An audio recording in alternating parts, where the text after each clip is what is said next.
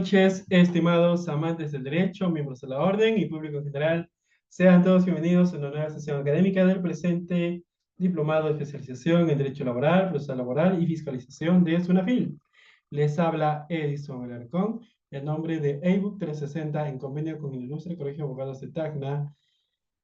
Les presentamos una nueva sesión académica del presente Diplomado de Especialización en Derecho Laboral y Procesal Laboral. Estimados colegas, bienvenidos nuevamente a todos los que se están conectando en esta sala por Zoom y también a los que están conectando por Facebook y también a los que lo verán por el aula virtual directamente. Colegas, esperando se encuentren muy bien por casa y que mañana pasen un bonito Día de la Madre, comentándoles lo siguiente. Para el día de hoy tenemos una sesión muy especial. Esta es ya, me parece, la quinta sesión académica. Y para el día de hoy vamos a tocar un tema muy importante. A manera de introducción, hemos empezado tocando, por ejemplo, generalidades con el doctor Tino Vargas Rayo, que nos va a acompañar también próximamente. Posteriormente hemos tenido introducción a lo que era proceso laboral. Y hemos tenido también un poco de alcances regulatorios, normativa actualizada, lo que es SUNAFIL. El día de hoy vamos a regresar un poco a derecho laboral y vamos a tocar un tema muy interesante. Contratación laboral, los tipos de contrato, las modalidades de trabajo.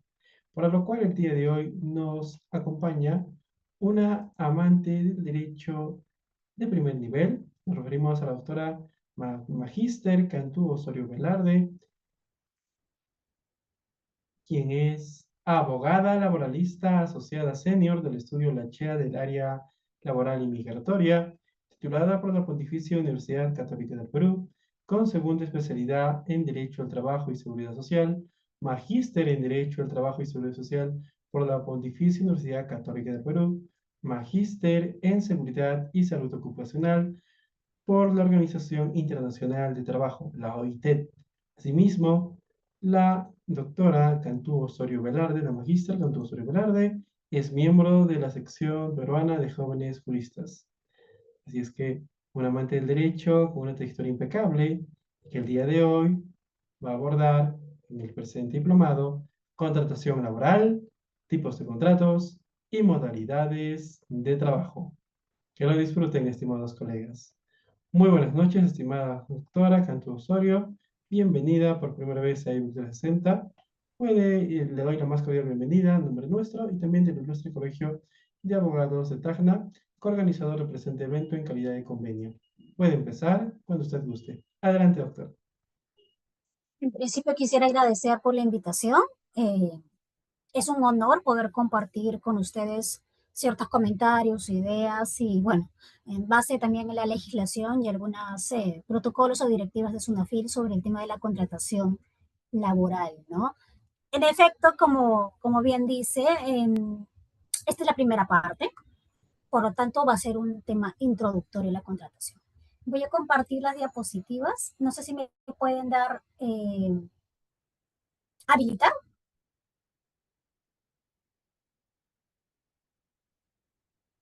Listo, doctora, ya tiene la habilitación. Ok. A ver. Ujú. Me parece extraño porque no la veo. Ahora ya la veo. Sí, ya la hemos habilitado. ¿Se ve en grande? No, no se ve grande. ¿Ahora sí se ve bien? Sí se ve bien, pero todavía no se ve en grande. Ahora sí se ve en pantalla completa. Ya, perfecto. Bueno, el título, como ya bien les iba comentando, es la contratación laboral, tipos de contratos y modalidades de trabajo. Primera parte, ¿no? Bueno, básicamente ya me presentaron, así que está de más utilizar esta diapositiva. Pero vamos de frente a lo que son las formas de contratación. Digamos que en la realidad tenemos dos formas de contratación, la directa y la indirecta, ambas con connotaciones laborales de cierta manera, ¿no?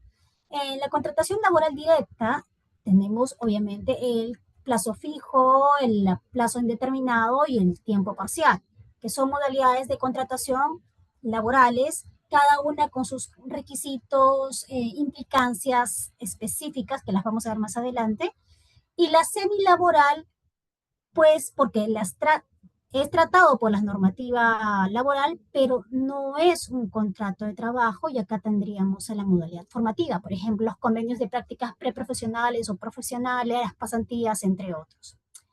Y por otro lado, tenemos la contratación indirecta, ¿no?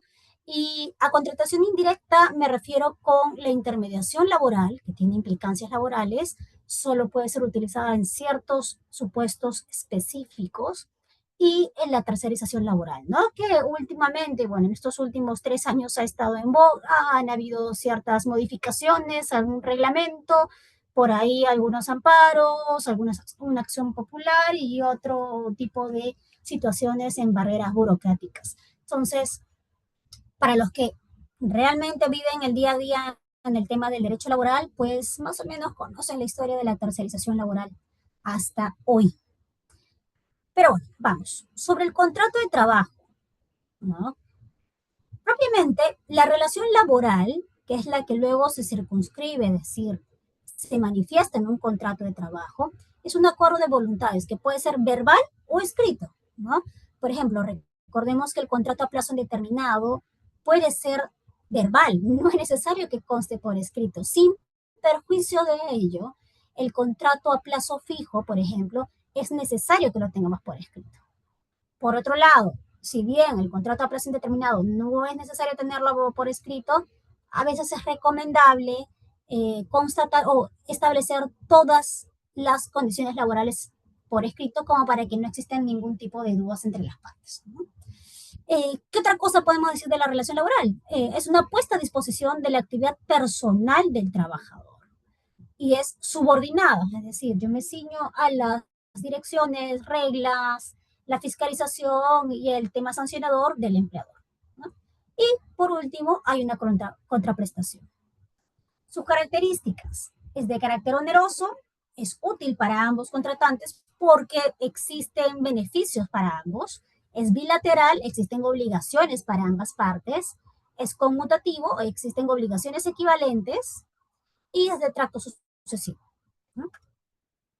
Entonces, el contrato de trabajo es el acuerdo de forma voluntaria mediante el cual el trabajador y el empleador, en virtud del cual el primero, es decir, el trabajador, se obliga y pone a disposición su trabajo, sus servicios, bajo subordinación, su propia fuerza de trabajo, a cambio de una remuneración que la va a pagar el empleador, ¿no? Entonces, básicamente es un círculo en el cual hay servicio, prestación y remuneración. Si bien el contrato de trabajo y la locación de servicios, en ambos existen un pago y la prestación de un servicio, es necesario señalar ciertas diferencias para poder entrar, digamos, de lleno en lo que es un contrato de trabajo y no confundirnos con otras modalidades, ni utilizar incorrectamente modalidades del derecho civil cuando corresponde utilizar un contrato de trabajo. Por ejemplo, el contrato de trabajo tiene una regulación establecida en principio, por la Ley de Productividad y Competitividad Laboral. En el caso, entre otros, ¿no? En el caso de la locación de servicios, pues está el Código Civil, en específico el artículo 1764 y siguientes, ¿no? ¿Quiénes son los sujetos del contrato de trabajo? Hay un empleador y un trabajador. En la locación de servicios existe un contratante y contratista, o un cliente y un locador, o entre otros tipos de nombres, pero básicamente esas son las partes. La retribución en el contrato de trabajo es una remuneración, en la locación de servicios son honorarios. Característica esencial del contrato de trabajo es que los servicios se prestan bajo subordinación y dependencia del empleador. Por lo tanto, el empleador controla, fiscaliza y regula el cumplimiento de las labores. Y en el caso de una locación de servicios, la prestación de servicios es totalmente independiente, razón por la cual el cliente, el que recibe el servicio, no podría ni fiscalizar, ni dirigir, y mucho menos sancionar al locador de servicios. En el caso del plazo, en el contrato de trabajo, ya hemos dicho que puede ser a plazo indefinido o a plazo fijo. Y el plazo fijo tiene ciertas particularidades porque hay ciertas modalidades establecidas por la ley para su uso. Y en el caso de la locación de servicios, el Código Civil establece un plazo máximo de 6 años para servicios profesionales y de 3 años para otra clase de servicios, ¿no? Y por último, en el contrato de trabajo se pagan los beneficios sociales, que son, por ejemplo, la compensación por tiempo de servicios, las gratificaciones legales, las vacaciones, asignación familiar, entre otros. Y en una locación de servicios no existe este pago. Y ahora, vamos a hablar sobre la contratación directa propiamente dicha. Habíamos mencionado que existe el contrato a plazo indeterminado, que es la regla general, es decir, en principio, y si no hay un acuerdo por escrito, la relación laboral es a plazo indeterminado, a plazo indefinido, y se presume como tal. A plazo fijo es la excepción a la regla. Entonces exige ciertas formalidades para su validez. Por ejemplo, uno, que conste por escrito y contar con una causa objetiva de contratación y justificarla, ¿no? Pueden ser temporales, por inicio de actividad, necesidades de mercado, reconversión empresarial, accidentales, que pueden ser ocasional, de suplencia, de emergencia, de obra de servicio, que puede ser de servicio específico, intermitente o de temporada, ¿no? Si no estamos dentro de uno de estos supuestos, pues la relación laboral se va a entender como desnaturalizada y por lo tanto existe una relación a plazo indeterminado. Y también tenemos los contratos a tiempo parcial o part-time, como normalmente se le indica, que básicamente son trabajadores que tienen una jornada laboral inferior a 4 horas. Estos trabajadores no gozan de estabilidad laboral y por lo tanto podrían ser despedidos en cualquier momento. También tienen algunos beneficios distintos a los que establece, por ejemplo, la legislación para los a tiempo completo. Por ejemplo, no tienen derecho a la compensación por tiempo de servicios. Incluso tienen una modalidad de cálculo de las utilidades totalmente distinta al de tiempo completo, ¿no? Pero básicamente estas son las características generales de estos tipos de contratos. Ahora, la desnaturalización, como ya había mencionado, de un contrato sujeto a modalidad o a plazo fijo, lo convierte en uno de naturaleza indeterminada. Y estos serían los contratos de trabajo sujetos a modalidad. Tenemos lo que habíamos mencionado, ¿no? Por tiempo, por temporal, por inicio o lanzamiento de una nueva actividad. Su plazo máximo es de 3 años, por necesidades de mercado, 5 años, reconvención empresarial, 2 años, ocasional, 6 meses, suplencia hasta el retorno del titular, emergencia, la culminación de la emergencia. En el servicio específico, la jurisprudencia ha establecido distintos plazos. En algún momento estableció 8 años y últimamente se está estableciendo el plazo de 5 años. En el caso de intermitente, pues no se ha puesto un plazo específico. Ahora existe jurisprudencia que también lo señala como el plazo máximo para las modalidades de contratación a plazo fijo, 5 años. Y la temporada, pues puede contratarse todas las temporadas al mismo trabajador, tampoco es sin plazo, ¿no? En general, por ejemplo, no, en ningún caso los contratos de trabajo a plazo fijo pueden superar los 5 años. Después de los 5 años, se consideran como trabajadores a plazo indeterminado. Las renovaciones van a estar sujetas a las mismas formalidades de celebración del contrato inicial. Y el trabajador permanente cesado no puede ser recontratado bajo modalidad, salvo que haya transcurrido un año del cese. Si yo tengo, por ejemplo, un contrato a plazo fijo por inicio de actividad, que tiene un plazo máximo de 3 años, y deseo continuar contratando a este trabajador a plazo fijo y de casualidad, pues puedo utilizar la modalidad de necesidades de mercado, que luego vamos a ver cuáles son las características de este tipo de contrato, solo voy a poder tener un contrato de 2 años como máximo por necesidades de mercado.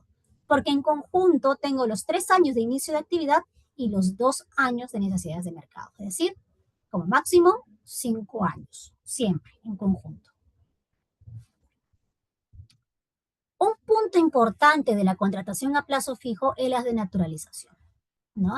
La desnaturalización se encuentra regulada en el artículo 77 de la Ley de Productividad y Competitividad Laboral, que establece 4 puntos específicos para verificar si estamos en una desnaturalización o no. La primera es si el trabajador continúa laborando después de la fecha de vencimiento del plazo estipulado o después de las prórrogas pactadas si éstas exceden el límite máximo permitido por ley. La segunda es que cuando se trata de un contrato para obra determinada o de servicio específico, el trabajador continúa prestando servicios efectivos luego de concluida la obra en materia del contrato sin haberse operado una renovación. La tercera es si el titular del puesto sustituido no se reincorpora vencido el término legal o convencional y el trabajador contratado continuará laborando. Y la última es cuando el trabajador demuestre la existencia de simulación o fraude a las normas establecidas por la Ley de Productividad y Competitividad Laboral sobre la contratación a plazo fijo. Entonces, ¿cuáles son los efectos de la desnaturalización? Pues, 1 es considerado a plazo indeterminado. 2, un trabajador a plazo indeterminado no puede ser cesado por el término del plazo porque no existe plazo. Por lo tanto, la única forma de cesar a un trabajador a plazo indeterminado es por despido por causa justa. Si hemos finalizado la relación laboral y el trabajador demanda el reconocimiento de una relación laboral a plazo indefinido, indeterminado, por existir desnaturalización de un contrato a plazo fijo, pues podría pedir la indemnización por despido arbitrario, que es 1.5 remuneraciones por año de servicios, con un tope de 12 remuneraciones, y la reposición, o la reposición en verdad, es una u otra. Y la reposición está amparada en distintos criterios del Tribunal Constitucional, de la Corte Suprema, entre otros, ¿no? Además de ello, también podría pedir daños y perjuicios, no obstante va a tener que acreditar el daño ocasionado, ¿no? Algunos ejemplos sobre desnaturalización para verlo como un caso un poco más práctico. Por ejemplo, en el contrato por necesidades de mercado, podríamos tener un tema de desnaturalización si durante el periodo de contratación o como efecto del mismo no se produjo ningún incremento de la producción de las actividades del empleador. O, por ejemplo, si el incremento de la producción o de las actividades es cíclico o estacional. O, por ejemplo, si es que no existe variación de la demanda del mercado o no es sustancial. Luego vamos a ver cada tipo de contrato, pero más o menos quisiera que vean primero los ejemplos. En el contrato por reconvención empresarial, si es que no se acredita la sustitución, ampliación o modificación de las actividades o una variación de carácter tecnológico en las maquinarias, equipos, métodos y procedimientos productivos y administrativos.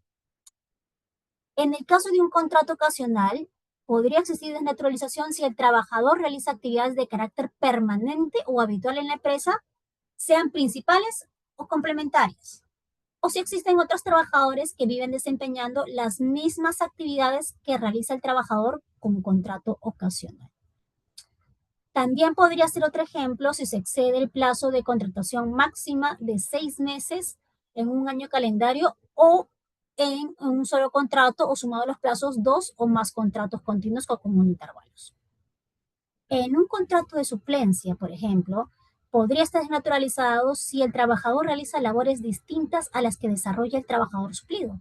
Por ejemplo, yo contraté a un trabajador para que supla a la secretaria del jefe de finanzas.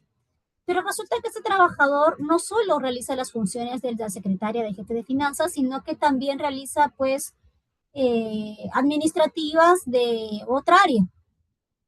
Ante ello, pues, estaría desnaturalizando la relación laboral. O si no se consigna en el contrato el nombre del trabajador suplido o no se identifica el puesto de trabajo que desempeña. Eso también podría ser una desnaturalización porque no estamos estableciendo claramente la justificación de un contrato a plazo fijo y es necesario que la causa objetiva esté expresamente en el contrato. Respecto al contrato de emergencia, un ejemplo de naturalización podría ser si se continúan con las labores concluida la emergencia por caso fortuito o por fuerza mayor, ¿no? Digamos, por ejemplo, no sé, tuvimos un accidente, no, tuvimos un terremoto, ¿no? Y somos una empresa, pues, que se ha destruido una gran parte de la infraestructura. Por esta situación necesitamos contratar a una cantidad de obreros para que construyan la infraestructura. El contrato por un contrato de emergencia, pero, por ejemplo, termina la situación y yo decido seguir utilizando el mismo contrato para que sigan construyendo, pues, no sé, la cancha de fútbol de la empresa o algún otro tipo de centro, ¿no? Entonces estamos denaturalizando el contrato. Es muy raro ver un contrato de emergencia, dicho sea de paso, no es algo tan normal. Otro ejemplo podría ser si no se acredita la situación del caso fortuito fuerza mayor, que ha sido alegado como causa de contratación en el contrato, ¿no? Yo digo, por ejemplo, que existe determinada situación, pero en verdad no hay forma de comprobarlo, ¿no? Entonces, digamos que la causa no es válida, no existe y por lo tanto el contrato está desnaturalizado. O si la vigencia del contrato excede la duración de la emergencia. En el contrato intermitente, por ejemplo, podría naturalizarse si de la liquidación de beneficios sociales, boletas de pago, planilla electrónica, registro de control de asistencia o cualquier otro documento se evidencia la inexistencia de periodos de inactividad. Eso mucho pasa, por ejemplo, en actividades como la pesca eh, o que están relacionadas con el tema de la harina de pescado. Cuando se utiliza el tema de la intermitencia por los periodos de veda, pero extrañamente, no existe ni un solo mes en los cuales los trabajadores tengan un periodo de suspensión.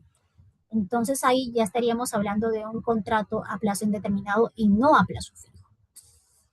Otro posible ejemplo es si no se acredita la existencia de necesidades empresariales permanentes pero discontinuas. Respecto al contrato de obra determinada o servicio específico, podría estar naturalizado, por ejemplo, si el trabajador continúa prestando servicios efectivos luego de concluida la obra o servicio específico sin haberse operado renovación alguna. Que si no se, eh, si es que pueden acordarse, cuando hablamos de las causas de naturalización, básicamente este era el caso específico sobre obra determinada y servicio específico. En el contrato de temporada, un ejemplo de desnaturalización podría ser, por ejemplo, si las actividades a las que se da cobertura mediante el contrato son habituales, continuas y no propias de una época del año o sujetas a repetición por ciclos, ¿no? Eh, digamos, por ejemplo, en el caso de empresas dedicadas a las actividades educativas, los periodos académicos no pueden ser considerados como necesidades temporales que repiten en todos los periodos del mismo año. Por ejemplo, eh, digamos que tengo una empresa agrícola, ¿ok? Y básicamente yo contrato por temporada a ciertos trabajadores para que realicen el cultivo de cierta plantación. Luego contrato a otros trabajadores, a los mismos trabajadores para que se encarguen de la etapa de la cosecha. Entonces, utilizo un contrato con modalidad, con causas distintas, pero los utilizo para todo el año. Por lo tanto, no existen periodos en los cuales realmente exista inactividad. No es que los esté contratando por temporada, sino que efectivamente estoy contratando para que realice toda la actividad permanente de la empresa, ¿no?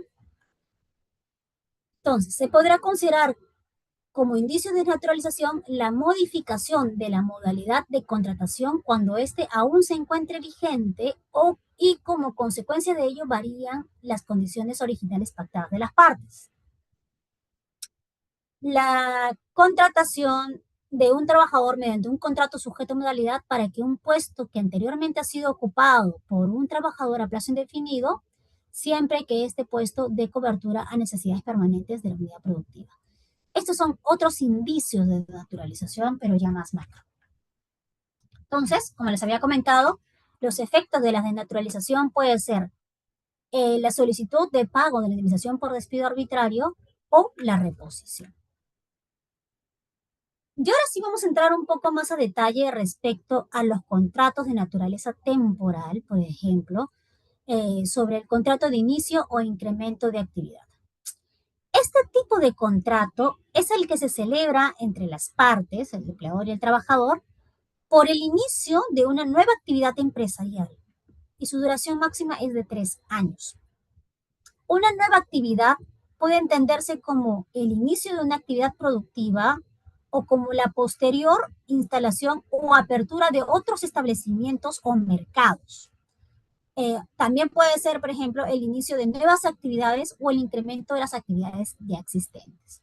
Por ejemplo, no sé, tenemos una empresa que se encarga de la actividad de fabricación de plásticos, pero por ahí en el 2024 deciden modificar su objeto social y ahora deciden dedicarse a la fabricación de vidrios, ¿no? O un poco más de diferencia, deciden dedicarse a la fabricación de telas, ¿no? Son dos actividades totalmente distintas, es una nueva que va a realizar, va a contratar a trabajadores específicamente para esta actividad. Sobre el incremento de actividad en específico, existen últimamente ciertos puntos en controversia, ¿no?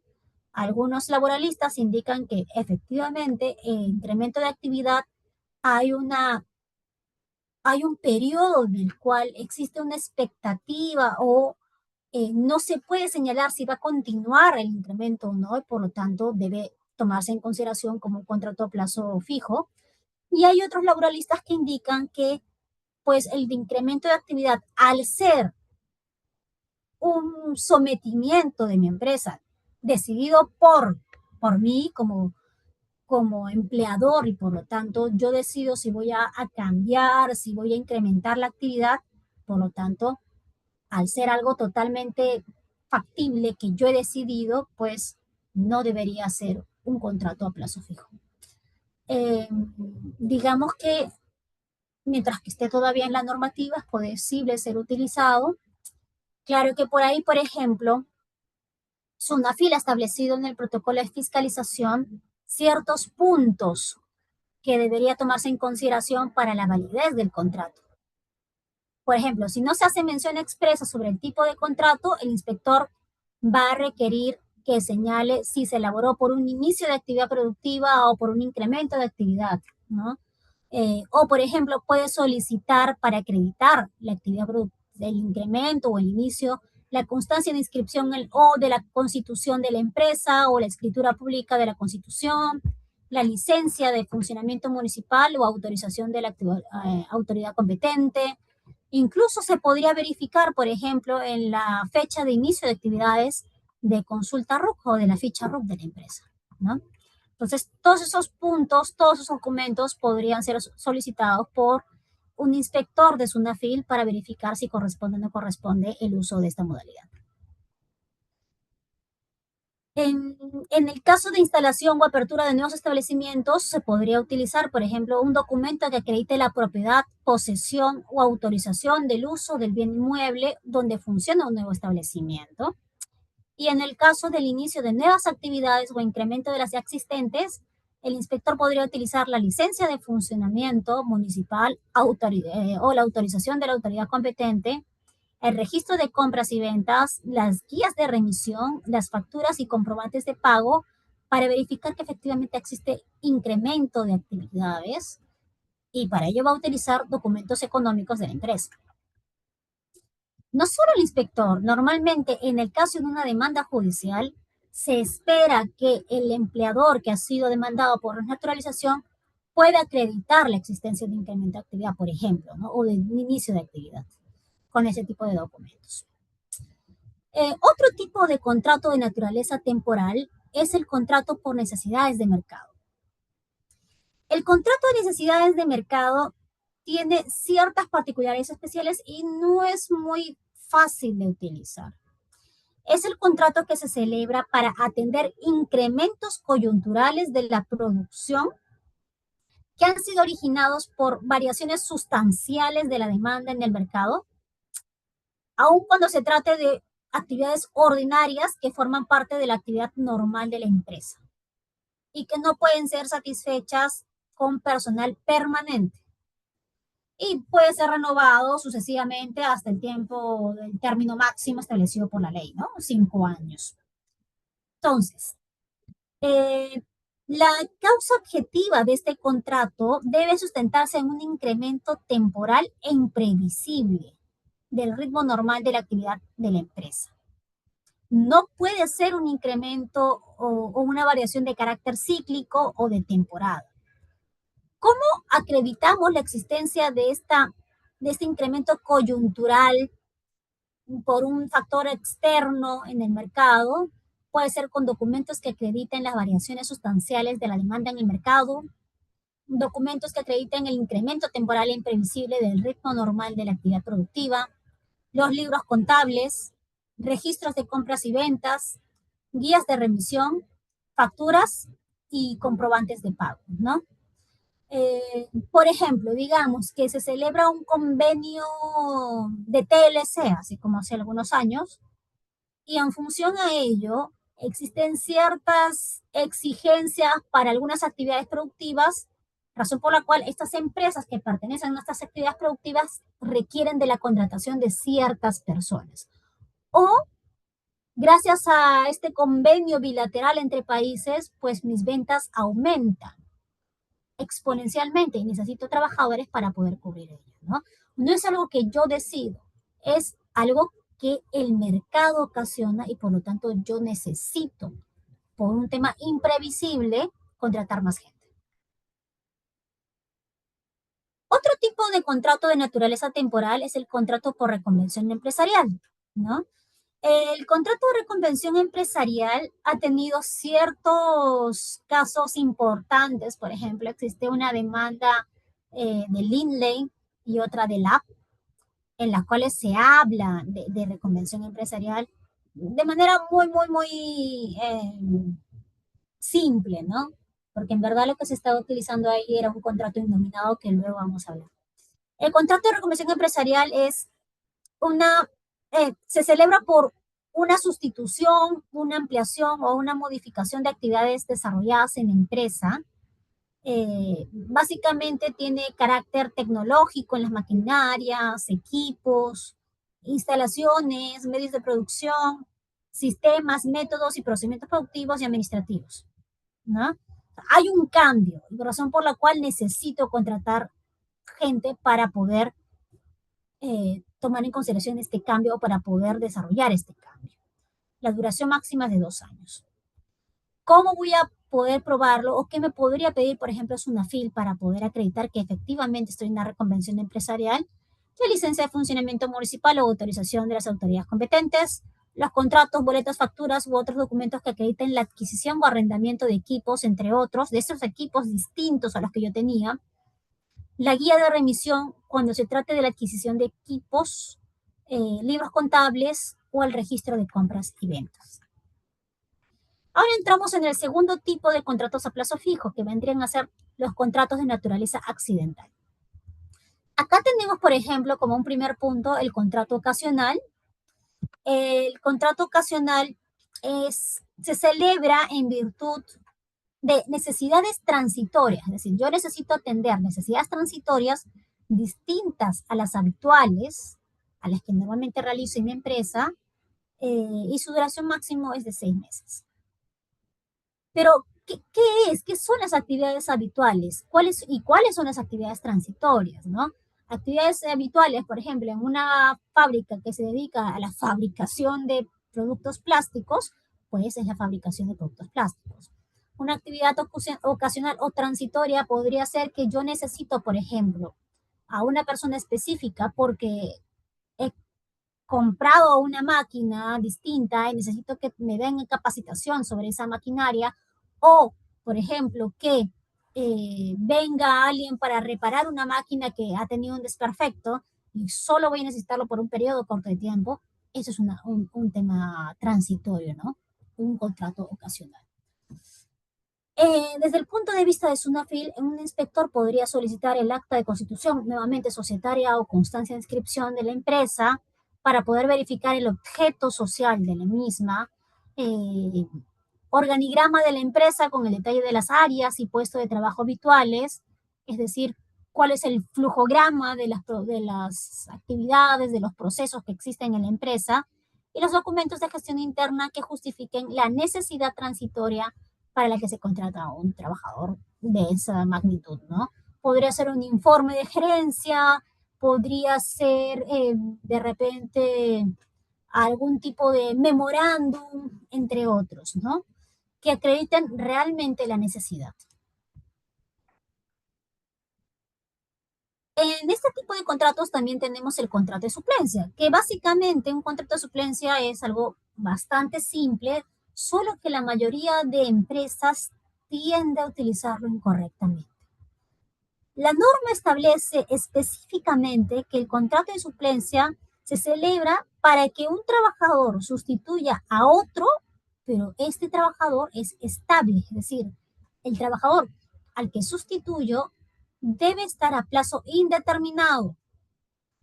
Yo no puedo contratar a un suplente para que sustituya a un trabajador a plazo fijo, ¿ok? Y eso es claramente establecido por la norma. Normalmente no nos damos cuenta de esta pequeña palabrita establecida en la Ley de Productividad Competitiva Laboral. El vínculo de este trabajador que va a ser suplido va a estar suspendido, puede ser por un tema de enfermedad, por un tema de vacaciones, entre otros, y solo se va a reactivar cuando culmine esta causa de suspensión y por lo tanto el trabajador suplente no continuará laborando, ¿no? Particularidades de este contrato: la suspensión del contrato y el derecho de reserva del puesto. Y el inspector puede solicitar documentos idóneos y pertinentes que justifiquen la necesidad de reemplazar temporalmente el trabajador titular. Por ejemplo, si hay un trabajador que tiene algún tipo de incapacidad para el trabajo, podría ser un descanso médico, ¿no? Claro que con las particularidades necesarias y confidencialidad del caso para poder presentar esos documentos. O podría ser, por ejemplo, la planilla de la empresa en la cual se establece si está activo o en suspensión. Los contratos de naturaleza accidental, el último punto o el último caso de este tipo de contratos, tenemos el contrato de emergencia. Tiene como objetivo cubrir necesidades empresariales, digamos, promovidas por el caso fortuito o fuerza mayor, coincidiendo su duración con la de la emergencia. Por ejemplo, no sé, tenemos a un contrato por el tiempo de la pandemia y existe un estado de emergencia que fue instituido por el Estado, y entre las normas establecidas se exige durante este tiempo de pandemia la contratación de médicos o de enfermeras. Podría ser, sí, porque se origina en un caso fortuito o fuerza mayor, ¿no? El inspector puede solicitar, por ejemplo, los documentos pertinentes emitidos por terceros, no por mi empresa, por terceros que acrediten la ocurrencia del caso fortuito o fuerza mayor. Respecto al último grupo de contratos a plazo fijo, tenemos los contratos para obra o servicio. El contrato de obra determinado servicio específico, básicamente son celebrados con un objeto previamente establecido y con una duración determinada, ¿no? La obra determinada normalmente, por ejemplo, para la ejecución de un tipo de construcción, obra de ingeniería, entre otras cosas. Del servicio específico, válidamente lo señala para poder establecer, para poder brindar un servicio que también ha sido determinado en el tiempo, ¿no? Ese es el tiempo, no debería pasarse o no debería convertirse en algo permanente. Pero, ojo, que la norma no establece que esta obra determinada o servicio específico no pueda estar relacionada con la actividad principal de la empresa. Así, por ejemplo, muchas veces empresas de ingeniería, de arquitectura, de construcción utilizan los contratos de obra para contratar a sus trabajadores, o de servicio específico para los distintos proyectos que tienen en la ejecución de sus servicios, ¿no? Entonces, sí es la actividad principal de la empresa, pero está válidamente celebrado el contrato de obra porque no existe una restricción sobre ello. La duración establecida por la ley ha sido lo que resulte necesario, razón por la cual existe en la jurisprudencia algunos casos en los cuales se reconoce incluso un plazo de 8 años para el uso de este contrato, ¿no? En el caso de Sunafil, un inspector podría utilizar un contrato civil de obra o de locación de servicios para verificar que existe una causa objetiva, documentos que permitan identificar y acreditar la existencia de la obra o servicio, documentos que permiten identificar las labores realizadas por cada uno de los trabajadores en la obra o servicio específico y comprobantes de pago que se emitan por la ejecución de la obra o servicio brindado a terceros, ¿no? El punto importante de la obra determinado servicio específico es que existe un plazo fin.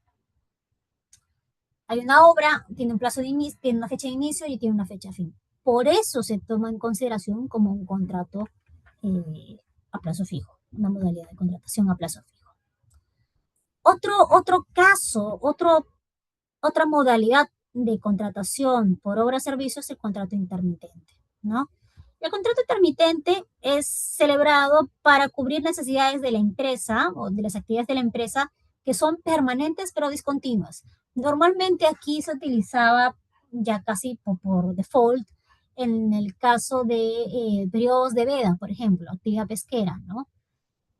Es permanente la actividad de la empresa, pero existen periodos de suspensión por el tema de que no puedo pescar cierto tipo de animal, por ejemplo, ¿no? Entonces, era normalmente muy utilizado en esos casos. Particularidades específicas, pues los contratos podrán efectuarse con el mismo trabajador y tiene un derecho de preferencia en la contratación.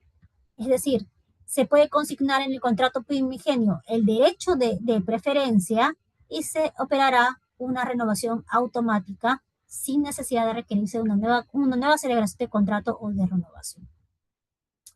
Y el inspector podrá solicitar documentos que permitan identificar las condiciones para que se reanude en cada oportunidad la labor intermitente del contrato. En caso el trabajador cuente con el derecho de preferencia, los documentos que acrediten que el empleador comunicó oportunamente la reanudación de la actividad. Y por último, el contrato de temporada. El objeto del contrato de temporada es atender necesidades propias del giro de la empresa o establecimiento que se cumplen solo en algunas épocas del año. Por ejemplo, no sé, campaña escolar, ¿no? Y ahí hay toda una serie de las librerías, aumentan sus actividades solo en enero, febrero y algunos días de marzo. En los restantes meses del año, pues las actividades bajan, realmente no es una gran diferencia. O Navidad, por ejemplo, ¿no? Todas las jugueterías, empresas comienzan a vender y hay un incremento desmesurado en lo que es diciembre. Hay un tema de temporada. ¿Qué podría solicitar para acreditarse la existencia de una temporada? Documentación que acredite la ocurrencia de esta temporada. En algunos casos es bastante visible, ¿no? Por ejemplo, Navidad, incluso fiestas patrias o el caso que estamos viendo, el tema de la campaña escolar. El organigrama de la empresa con el detalle de las áreas y puestos de trabajo habituales, un nivel de producción o de ventas de la empresa y revisión de los ciclos en los últimos 3 años previos a la inspección y documentos que permiten identificar las tareas que desarrolla el trabajador en el puesto de trabajo de temporada. Todo esto tiene que estar interrelacionado para poder identificar válidamente una actividad temporal o un incremento temporal por una temporada existente. Y sobre la contratación laboral directa, estos son todos los puntos que vamos a tratar hoy día. Nuevamente, entiendo que van a tener una segunda parte y por lo tanto van a poder ahondar en esta visión de la contratación laboral. Pero, como les había mencionado, también existe una contratación indirecta, ¿no? Y la contratación indirecta básicamente parte del establecimiento de la descentralización productiva, ¿no? La figura clásica de la relación laboral o en realidad de la prestación de servicios es que yo tengo una empresa grande, una empresa que tiene todas las áreas dentro y pues como empresa grande contrato a todos mis trabajadores para que cumplan todas las actividades de la empresa. Esta es la idea tradicional de una empresa.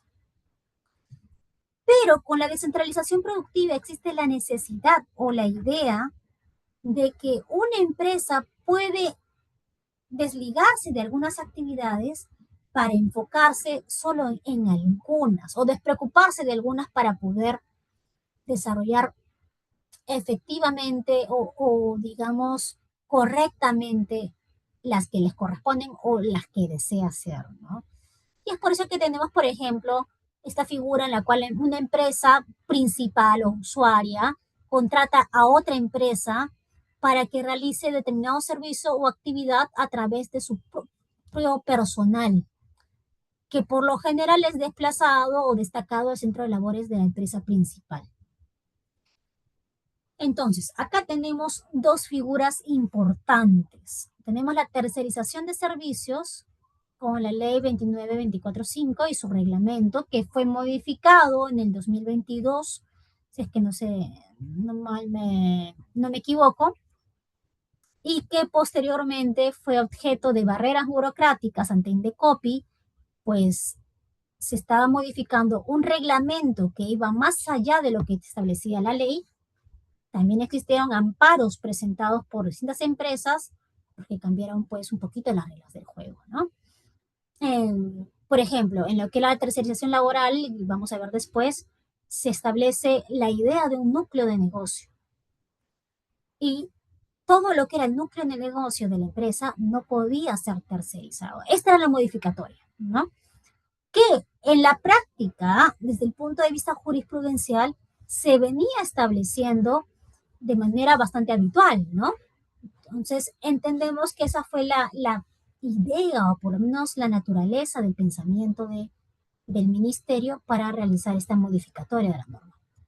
Hace unos meses se salió el resultado de la acción popular y básicamente, pues, se dejó sin efecto la modificatoria y la inclusión del núcleo de negocio y por lo tanto se puede tercerizar hasta ahorita la actividad productiva, si sea o no sea la actividad principal de la empresa, sin problema alguno, ¿no?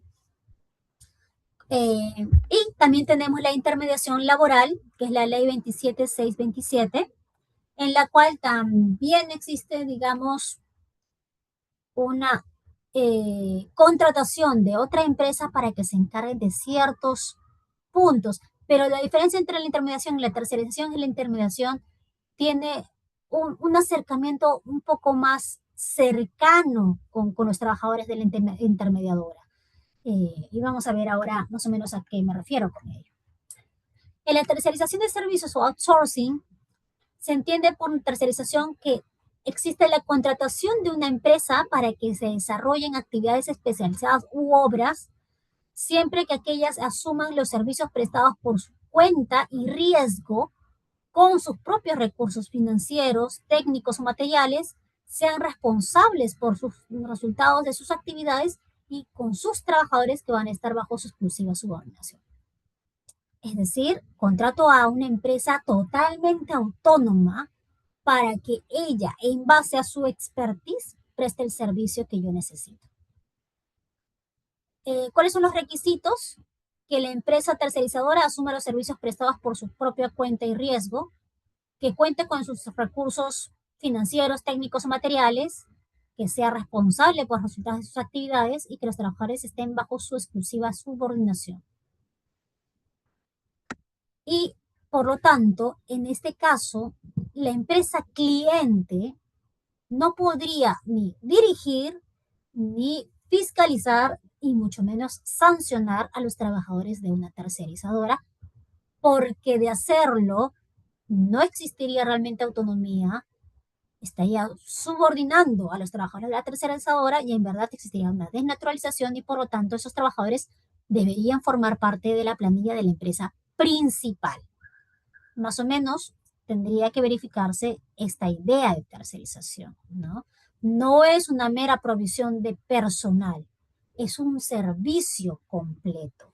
Y como servicio completo, yo no puedo brindar órdenes como empresa, digamos, cliente.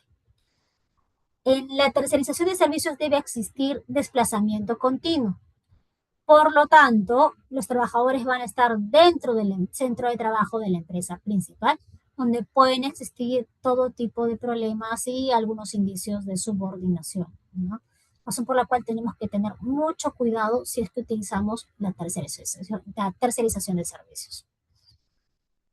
Y respecto a las responsabilidades, existirá una responsabilidad solidaria respecto de las deudas por derechos y beneficios laborales de origen legal y obligaciones de seguridad social, siempre que estemos ante un despido o un desplazamiento continuo de los trabajadores de la empresa tercerizadora en el centro de trabajo. La responsabilidad solidaria se extiende por un año posterior a la culminación efectiva del desplazamiento. ¿Okay? Entonces tengo un año para poder verificar ello y para poder sustentar ello. Ahora la intermediación laboral. Vimos que la tercerización laboral era completamente ajena, era completamente autónoma e independiente. En el caso de la intermediación laboral, no es tanto así, ¿no?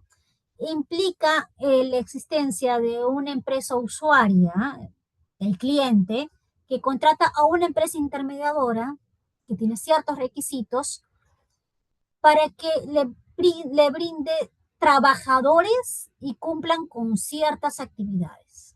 ¿Okay? Solo se pueden intermediar ciertas actividades de la empresa usuaria, no todas. ¿Okay? Acá sí existe una restricción. Otro punto importante es que solo se pueden contratar empresas de intermediación exclusivamente dedicadas a este fin e inscritas en el RENIEL, que es el registro del Ministerio de Trabajo. ¿Okay? Eso tengámoslo bien presente.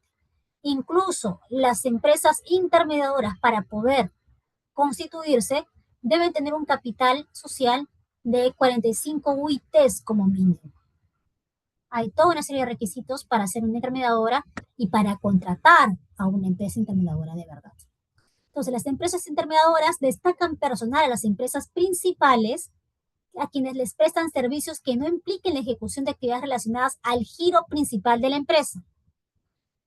Por lo tanto, solo pueden intermediarse ciertas actividades que son las especializadas, las complementarias y las temporales. En las temporales podemos tener las ocasionales o las de suplencia. ¿Okay? Por ejemplo, yo contrato por intermediación laboral al suplente para que supla a la secretaria del gerente general que no va a estar por cierto tiempo. ¿No? Temporal. Especializadas. Yo contrato, por ejemplo, a una empresa de alta especialización en el tema de saneamiento para que verifique ciertos puntos en la empresa. Complementarias. Por ejemplo, yo me dedico a la fabricación de caucho, pero por ahí necesito mensajeros, mensajería complementaria o de limpieza complementaria.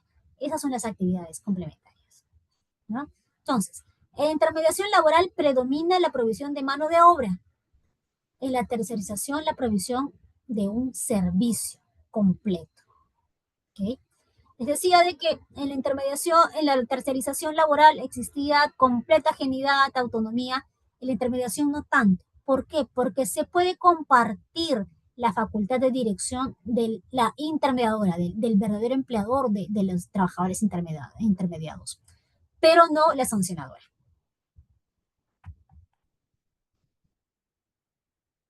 Características especiales de la intermediación laboral, por ejemplo, existe fianza, se debe otorgar una fianza. Los contratos de intermediación deben ser suscritos con una fianza que garantice el cumplimiento de las obligaciones laborales y de seguridad social de los trabajadores destacados. Y la fianza puede otorgarse a nombre del Ministerio de Trabajo con un equivalente a un mes de remuneraciones y beneficios del total de los trabajadores o de la empresa usuaria, por ejemplo, y el monto es pactado por las partes. Si no contamos con fianza, el contrato de intermediación no es válido. Oh. La responsabilidad solidaria, por su parte, en el caso de la fianza, resulte insuficiente para pagar adeudos de la empresa intermediadora, de la empresa que realmente es el empleador de estos trabajadores intermediados a la empresa usuaria, pues la usuaria, el cliente, va a ser solidariamente responsable con el empleador. Y por lo tanto, pues se le podrá solicitar a ella que pague estos adeudos, sin perjuicio de que luego la usuaria pueda repetir contra la intermediadora y recuperar sus creencias. Pero existe responsabilidad solidaria por ello, ¿no? Solo si es que la deuda sobrepasa la fianza otorgada. Por lo tanto, si la empresa usuaria, el cliente, no verifica que se ha brindado una fianza, queda bajo su responsabilidad asumir la deuda completa. ¿Okay? Entonces, eso es un punto muy importante, ¿no? Y bueno, eso sería básicamente todo lo que tendríamos que decir sobre contratación laboral, directa e indirecta. Algunos puntos sí me gustaría señalar adicionales que no son básicamente tipos de contrato, pero podrían ser considerados como modalidades de contratación. Por ejemplo, podríamos tener una modalidad de teletrabajo, ¿no? Que es otro tipo de contrato que puede ser a plazo indefinido, para part-time, pues digamos que se puede mezclar el tipo de modalidad, ¿no?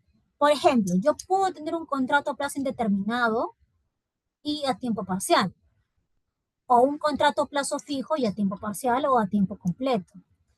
Puedo tener un contrato a plazo indeterminado con teletrabajo y tiempo parcial. Igual pasa en el caso del contrato a plazo fijo. Entonces, tenemos que en la contratación temporal tenemos ciertas condiciones relacionadas con el plazo, condiciones relacionadas con el lugar de la prestación de servicio y condiciones relacionadas con la jornada de trabajo. Con todas estas condiciones se va jugando para crear los tipos de contratos y las modalidades de contratación. Y nada, básicamente ese era el último punto que quería ahondar sobre el tema de la contratación laboral. Nada, muchas gracias. Ya lo escucharon, estimados colegas, el día de hoy hemos aprendido un poco más sobre los contratos en este sentido. Vamos a pasar a la última etapa, estimados colegas. Vamos a pasar a la última etapa, interacción con el ponente. Si es que hubiera alguna pregunta, tal vez allí pueden realizarla directamente. Se han deshabilitado ya sus audios para que puedan expresarlo allí o también pueden escribirlo en el chat. ¿De acuerdo? Entonces, vamos a esperar unos 30 segundos, un minuto aproximadamente, dado que también se entiende que es sábado. Y en tal sentido, estimada doctora, eh, yendo a lo último, ¿alguna recomendación adicional, tal vez a manera de conclusión de la presente ponencia vertida el día de hoy? Quedando sus comentarios, estimada. Sí, el tema de la contratación laboral es el punto más importante o con lo que debemos iniciar en la revisión, por ejemplo, de una auditoría laboral o en la revisión de documentos laborales en general, ¿no? ¿Por qué? Porque es el ingreso de un trabajador a la empresa y son las condiciones laborales que se establecen en el mismo, ¿no? Si comenzamos mal de ahí, toda la relación laboral se puede caer. No establecemos correctamente una causa objetiva, no verificamos que efectivamente la necesidad de la empresa calce con las modalidades de contratación, utilizar el plazo fijo simplemente por de repente, la terquedad del empleador de tener a contratación a plazo fijo o de repente utilizar contratos de locación de servicios por los primeros 3 meses de contratación para luego utilizar un contrato como si esto fuese un periodo de prueba anticipado, toda esta situación sin perjuicio de que pueda ser beneficioso para el empleador en el inicio, al final pervierte todo un sistema de normativas y un sistema que podría también ser beneficioso a la larga para la misma empresa. Razón por la cual es necesario que desde el inicio conozcamos la norma, nos eduquemos y hagamos un uso adecuado de la misma, ¿no? Si no aplica un contrato a plazo fijo, por ejemplo, pues lamentablemente tendremos que tener un contrato a plazo indeterminado.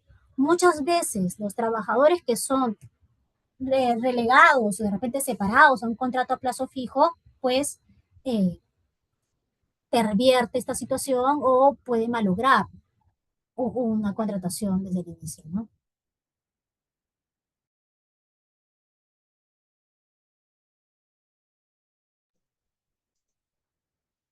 Excelente, doctora. Tenemos una pregunta del grupo. Vamos a ver.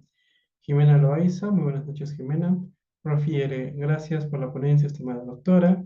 Un libro que recomiende a fin ampliar el tema sobre contratos laborales. De hecho, yo sé que ha salido recientemente un libro donde están varios autores, está César Puntreano, me parece que está Álvaro García, entre otros, sobre contratación modal, pero yo siempre me iría al inicio, ¿no? ¿Cómo comenzó el tema del análisis de los artículos de la Ley de Productividad Competitividad Laboral de la contratación modal? Y ahí tenemos la contratación modal, sí, la contratación a tiempo determinado de Wilfredo Sanguinetti, ¿no? Es un libro que inició en los 90, luego fue reeditado en el 2008 y hasta el día de hoy me parecería que continúa estando vigente. Mm, Luego, como les comento, ya salió otros libros, otros manuales, pero sería bueno primero comenzar con ese desde el inicio, ¿no? Ya lo escucharon, estimados colegas. Y Buenas bien, noches. adelante, doctor. Doctora, buenas noches. La consulta es, habló de contrato a plazo fijo y a plazo indeterminado. Eh, Asumiendo que se está bajo un contrato a plazo fijo, hasta ayer, porque se desnaturaliza, se desnaturaliza por desnaturalización comenzaría cambiaría a plazo indeterminado a partir de hoy día. Su nuevo récord laboral comenzaría a partir de hoy día, récord laboral, récord vacacional, porque cambiaría la modalidad. Primero, hasta ayer era plazo fijo y a partir de hoy sería plazo indeterminado. ¿Se Eh, corta el récord laboral? no, hay que distinguir algunas cosas. Lo que estamos hablando del tema perdón, de los contratos a plazo fijo y a plazo determinado es la condición del plazo, ¿ok? El récord laboral, el tiempo de servicios va a continuar sin perjuicio que hayas comenzado con un contrato a plazo fijo y ahora tengas una plazo indeterminado. Si, por ejemplo, el contrato a plazo fijo estuvo desnaturalizado o está desnaturalizado y recién me doy cuenta ahora, desde el inicio la relación laboral era a plazo indeterminado. No es que a partir de hoy día que me doy cuenta es toda la relación. Pero el tiempo de servicios, el récord de servicios es completo. O sea, se ve en macro, es total. No cambia si es a plazo fijo, si es a plazo indeterminado, no cambia el tema de las vacaciones, nada. En lo que sí podría cambiar, por ejemplo, es si es que yo tengo un contrato a plazo a tiempo de tiempo completo y luego cambio a uno de tiempo parcial. ¿Okay? Eso está relacionado con la condición de jornada. Entonces, los que tienen tiempo completo tienen derecho, por ejemplo, a 30 días de vacaciones al año. Pero los que tienen tiempo parcial tienen derecho solo a 6 días de vacaciones. Y ni siquiera establecidos por la norma nacional, sino que han sido establecidos por la ley, perdón, por los convenios internacionales con la OIT. Entonces, ahí sí, cuando termina el contrato a tiempo completo, por ejemplo, existe esta modificatoria a tiempo parcial, hasta ese momento, en el momento del cambio, los beneficios se van a tener que verificar en el primer periodo y luego los otros beneficios para el segundo periodo. Pero solo en ese caso, sobre el plazo indeterminado y a plazo fijo, no existe esta variación. Ok, gracias.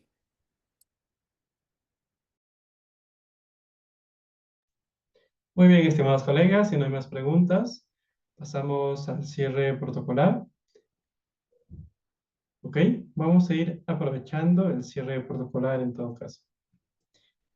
Estimados colegas, hemos llegado a la parte final de la presente ponencia. Agradecemos y reiteramos el agradecimiento a la ponente invitada del día de hoy, quien nos ha acompañado, la doctora Magíster Cantú Osorio Velarde. La Magíster Cantú Osorio Velarde es abogada laboralista, asociada senior del estudio Olachea del área laboral y migratoria, titulada por la Pontificia Universidad Católica del Perú, con segunda especialidad en Derecho al Trabajo y Seguridad Social, magíster en Derecho del Trabajo y Seguridad Social por la Pontificia Universidad Católica del Perú, magíster en Seguridad y Salud Ocupacional por la Organización Internacional del Trabajo. Asimismo, la doctora Cantú Osorio Velarde es miembro de la sección peruana de jóvenes juristas, una amante del derecho con una trayectoria impecable y que el día de hoy nos ha acompañado compartiendo sus conocimientos con la parte 1 de contratación laboral, tipos de contratos y modalidades de trabajo. Muchas gracias, estimada doctora Cantú Osorio, por haber contribuido en la búsqueda de la excelencia académica de los futuros jueces, fiscales y abogados litigantes que el día de hoy nos han acompañado. Hasta una próxima oportunidad. Muchas gracias a ustedes.